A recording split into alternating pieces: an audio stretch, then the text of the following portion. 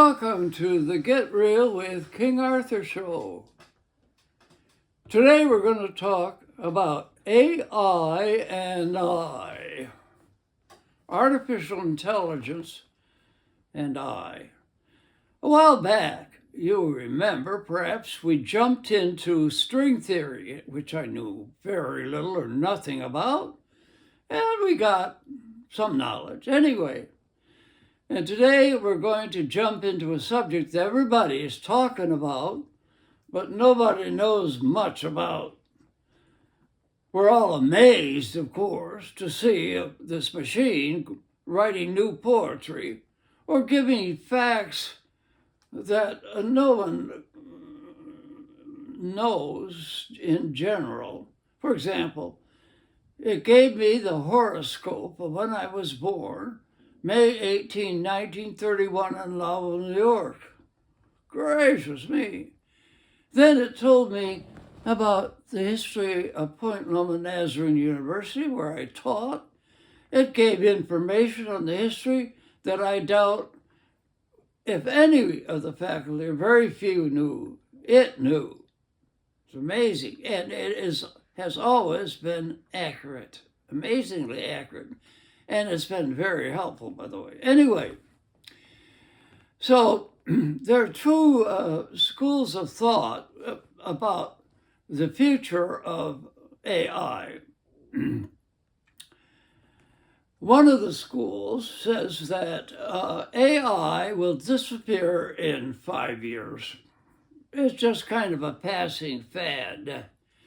The other is that AI in 5 years will become so powerful, it will supersede the power of any nation or group of nations, that it's going to revolutionize the world. That's the view that I have. I believe that AI will be the most significant advance, or if you want to call it advance, in communication theory since the printing, Gutenberg printed the Bible in movable type, which was revolutionary. Ladies and gentlemen, we are in for a huge disruption, bad or good, of society. It's going to impact everything. And although some things we don't really need to know much about, I mean, I have to confess to you that I never really did understand how radio works, or television, or records. I never really got it. Maybe that's my own lack of scientific knowledge and technological knowledge. But that is not true with AI. It is incumbent, I like that word, that we who are thinkers and try to be some kind of intellectual leaders know about AI and understand how it's produced. Whoa! Now, I read a book on AI, which I found practically worthless. And so where do I find material on AI? From AI itself. Ask it questions and it will answer you. I found that my Siri, my Alexa rather, answers questions and talks to me about what I want to know. How many? What's this Gemini business? I mean, how does this whole structure work? And it gives me clear answers. Well, wouldn't you know that a technologically based company is not going to be producing any books that amount to Sand Hill? So I had questions to ask about AI. How can it write poetry? You give it a subject like, well, it'll write a poem. Pretty good poem in a way, rhyming and has imagery and emotion in it. And how can it know information about material that very few people know, is not in the public domain, for goodness sake? Well, let's find out first where it gets its information. I should back up to say that my friend Greg, on his phone, gets Gemini. I don't know what Gemini was. Well, Gemini is a company, an organization which organizes this infinite information, which we'll call the cloud in a minute. And there are 3 other major outfits that have developed a program to manage this infinite amount of information that's just out there. Gemini is just one.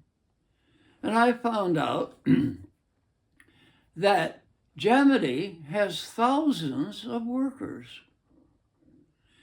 And I believe this figure is correct for just Gemini. 650 million people who are watching it around the world. Ladies and gentlemen, this is truly revolutionary. And in these thousands of human beings, it isn't just a machine operating. These human beings are brilliant scientists, thinkers, intellectuals of all kinds. And they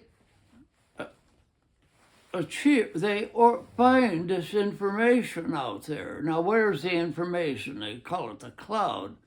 There are any number of brilliant computers which take stuff and transform it into digital material.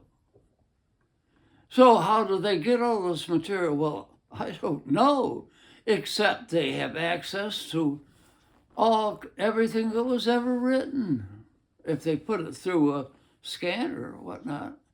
And they have all these intellectuals who are brilliant in their own field. And they have a whole bevy of machines, computers, brilliant, who are ever more brilliant, who are retaining the information and who can deliver it to the individual. For example, here's an example that they gave. What's the difference between a wolf and a dog? Well, they look rather alike, but the computer will get hundreds of images of dogs, maybe thousands, and hundreds of images of wolves, maybe 1,000, and not only see the difference, but spell it out, the way they walk, the shape of their ears, their habits, whatnot. And it has all these tiny, sometimes the color of their fur, sometimes, details you wouldn't think of. And in it, they distinguish between a dog and a wolf. Now, sometimes they get off track. For example, well, a wolf is associated with snow. Well, not always. Dogs are in snow too, with Iditarod in Alaska. And these thousands of intellectuals are monitoring what the computer puts out. And they detect false leads, like, well, the wolf is connected with snow and the dog isn't. And so they keep testing the accuracy of what the computer puts together and produces. So it isn't just, well, why did the machine do it? They had all these brilliant minds of authorities and all these brilliant computers that are interacting with each other to produce this fantastic access to information. Now, more about that later, because I have many questions. Maybe you can give me more answers about just how they the program accesses this information, where they get it, how they get it. They were sued, by the way, by one group, by Encyclopedia Britannica, said you followed the writings in the encyclopedia too closely. And they monitor, they're worried about copyright laws, and they monitor very carefully not to produce the idea without the actual verbal form, but the information where they found it. So my reaction is, let there be light. Bring on the information. What are we hiding? What are we scared of? Bring on the information. The more, the better. And it's already helped me out, practically. I found out the real laws in California related to condominiums. I found out about where to apply for a certain discount and with the IRS. I found out a lot of detailed information I knew generally, but I didn't know dates and people and whatever. And I keep asking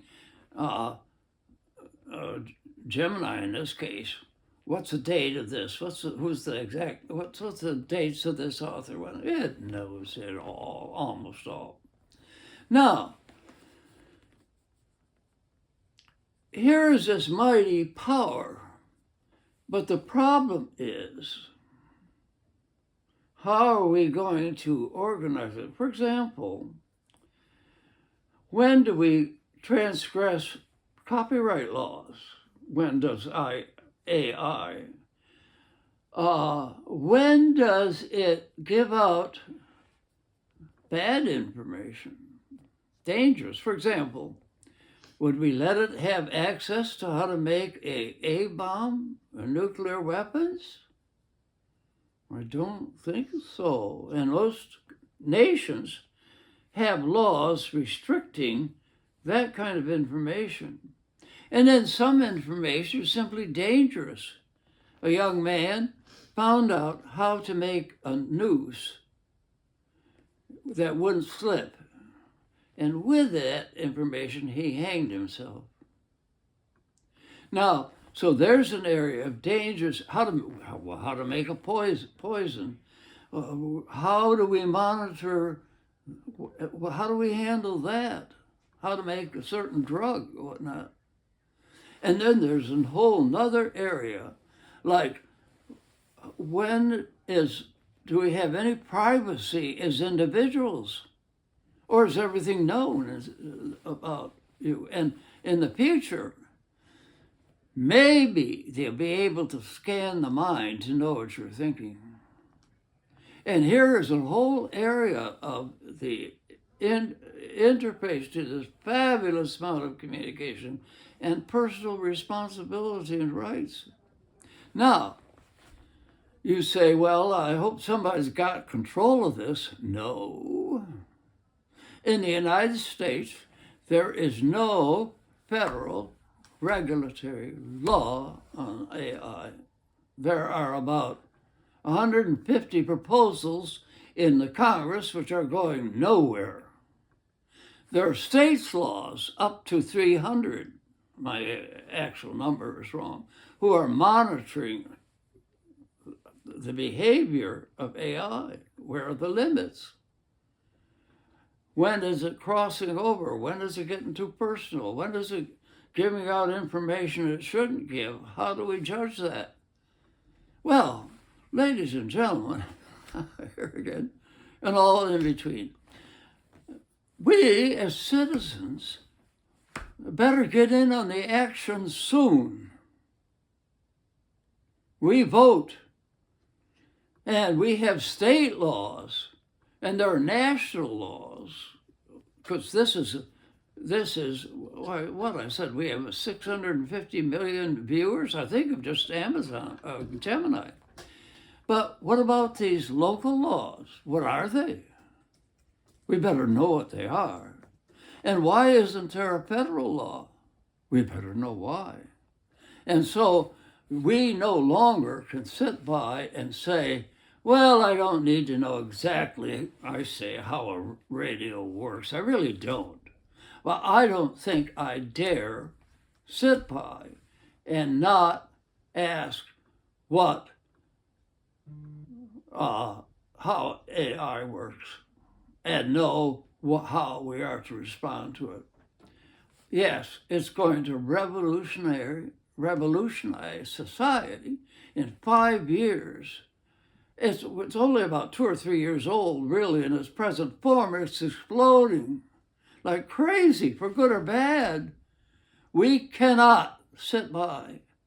And so will you join me in finding out as much as we can about AI? Maybe you could suggest to me questions or answers or ideas. And we're going to continue looking at AI and get some answers anyway. And so jump in. Here we are, AI, here we come.